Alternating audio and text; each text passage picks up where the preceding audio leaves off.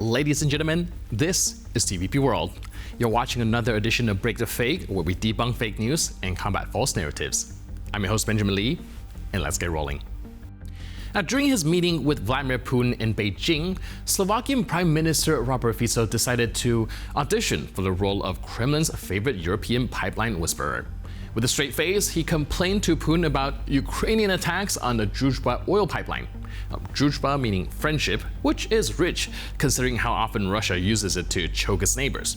Fico even promised to bring it up with President Zelensky, as if Vladimir Putin is the complaint box for Ukraine's infrastructure problems.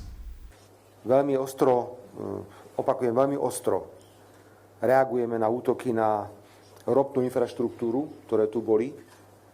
Ja sa mám stretnúť v piatok v Užhorode s prezidentom Ukrajiny a budem túto otázku veľmi vážne otvárať. Jednoducho toto nie je možné, aby takýmto spôsobom sa útočilo na infraštruktúru, ktorá je pre Slovensko životne dôležitá. Fico's performance might have sounded almost diplomatic until you remember where he was performing it. Instead of raising his concerns with Ukraine, he flew to Beijing to complain about Kyiv to the men who ordered its invasion. That's not mediation, that's messaging. And not his own, by the way, because let's be honest, when you show up to echo Kremlin grievances, you're not there to solve problems, you're there to amplify them. Fico didn't come with a solution, he came with a script. And from the looks of it, it wasn't written in Bratislava. The Slovakian Prime Minister seemed to be settling into his new job, translator of Russian talking points. He's less worried about how he looks in Brussels and more about making sure that pipeline keeps humming towards Slovakia. And it's worth noting, any friendship that needs Kremlin oil to survive is less alliance and more hostage situation. Now, not to be outdone, Putin also took the opportunity to fill his own peace plan, which mostly sound like cut Ukraine off from oil and gas, and maybe they'll stop hitting back. Now, basically, if you want your house warm, help us make Ukraine cold. But there's a problem. Ukraine has already learned how to survive without Russian gas. It's called resilience. Meanwhile, without gas exports, Russia looks like Solovyev off camera, loud, bitter, and wildly irrelevant. Ведь Украина получает значительный объем энергоресурсов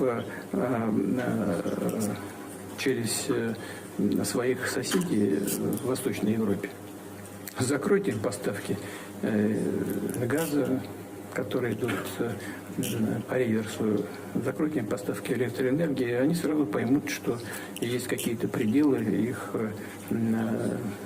поведения в области нарушения чужих интересов. Вот теперь по поводу атак на энергоструктуру, в частности со стороны Украины. На протяжении долгого времени, еще пару лет назад, не предпринимали вообще никаких действий, касающихся гражданской инфраструктуры. И очень, особенно в зимний период. И очень долго терпели, когда украинские войска наносили постоянные удары по нашим энергетическим объектам. После этого начали отвечать. И мы отвечаем, конечно, так скажем, серьезно.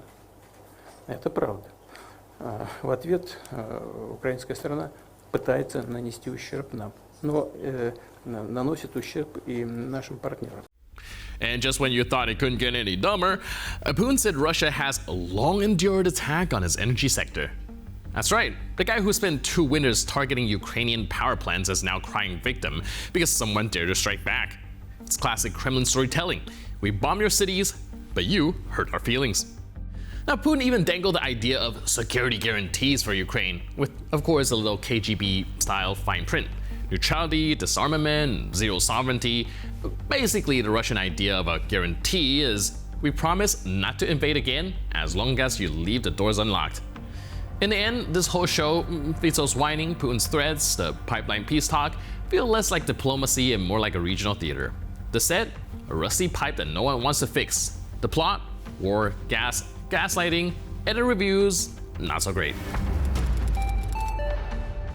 In the 4th year of the 3-day special operation, Russian propaganda is still working overtime to convince viewers that they're, as Margarita Simonyan put it, not at war with Ukraine, but with the entirety of the West.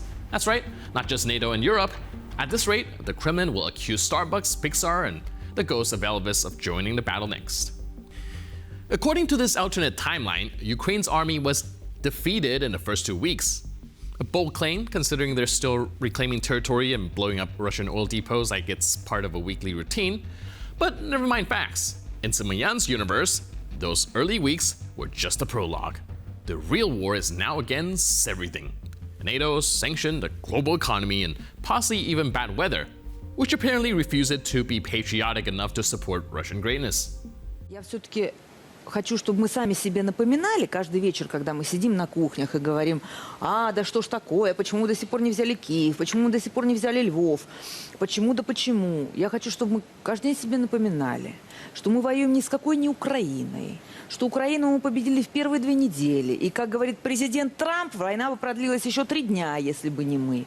Что мы воюем со всем так называемым цивилизованным западным миром. Мы одни, впервые в нашей истории, без союзников, одни, воюем и побеждаем. Напоминайте себе об этом каждый день, когда хочется поныть, потому что хотя бы потому, что ныть Боженька не велел, что уныние – большой грех. А также напоминайте себе, друзья, каждый день, что замечательно, прекрасно. Я вот сейчас там была в августе. Как же там хорошо.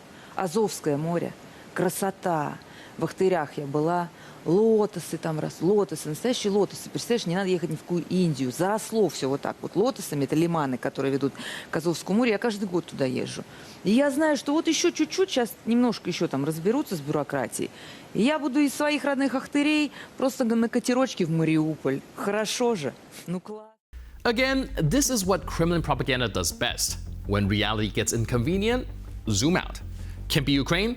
Say it's not about Ukraine. Say it's the West, the world, the galaxy. Just don't say the truth. That the special operation was supposed to take 72 hours and now it's dragging into its 4th grim year.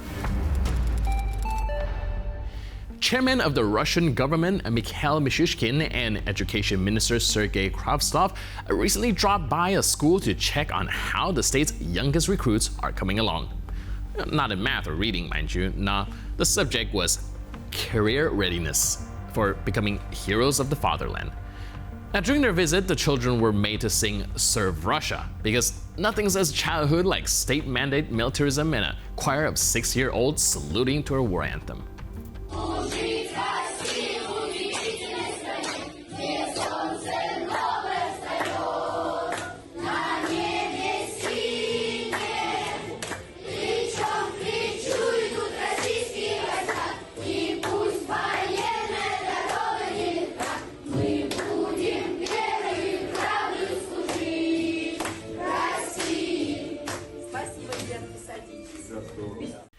Since the start of Russia's full-scale invasion of Ukraine, propaganda has gone from background noise to national curriculum.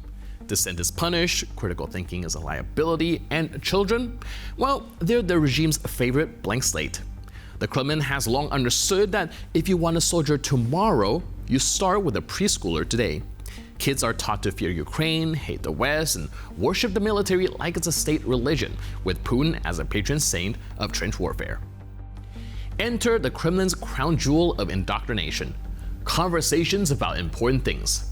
What started as a weekly propaganda class in schools is now being rolled out in kindergartens across countries as of September 1st. The lessons include justifying the war, praising soldiers, some of whom have rap sheets longer than their service record, and encouraging kids to see military service not as honorable, but inevitable. And now, the state wants 3-year-olds reciting war slogans before they even learn the alphabet. This isn't education, it's conscription with crayons. The Kremlin is cultivating a generation of tiny loyalists raised to see the outside world as enemies and the front line as destiny. From fairy tales to field drills, childhood in Russia is being systematically re-engineered into a pipeline of obedience, fear, and nationalism. Now, these are kids who won't know cartoons without Kalashnikovs. Russian patriotic education has now reached a point where "Serve Russia" might be the first full sentence a toddler speaks, right after Mama and Putin. At this rate, you'll be potty trained just in time to march. And with that, we conclude this edition of Break the Fake. But for more news, update, and commentary, please stay tuned to TVP World.